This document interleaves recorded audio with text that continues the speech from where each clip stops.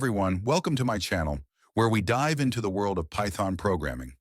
In today's video, I'm going to show you how to get started with Python. So if you're new to coding or just curious about Python, this is the perfect place to begin. First things first, what is Python?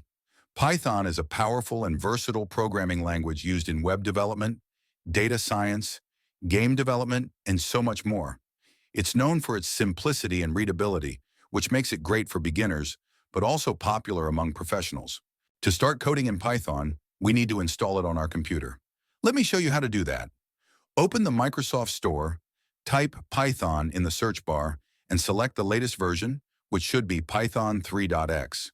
Click on it, and then click Get or Install. This will set up Python and automatically add it to Path, so you won't need to worry about that step. After installing, open Python in your computer, also open the terminal. All right, it's time to write your first Python program.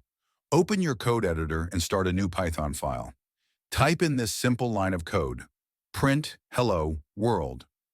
When you run this, Python will print hello world on the screen. This is a tradition in programming and a great way to see that everything is set up and working. Let's dive into some basic concepts you'll use a lot in Python. First up, variables. In Python, variables are like containers that store information. For example, here name and age are variables that store a string and a number. Python has different data types.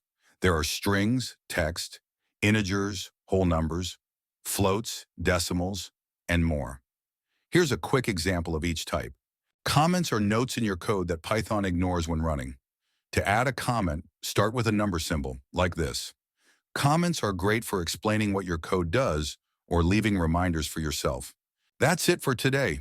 We covered a lot: what Python is, how to install it, and some basic concepts. In the next video, we'll dive deeper and start creating more interactive programs. If you enjoyed this video, please like, subscribe, and hit the bell icon to stay updated on future videos. Thanks for watching, and I'll see you next time.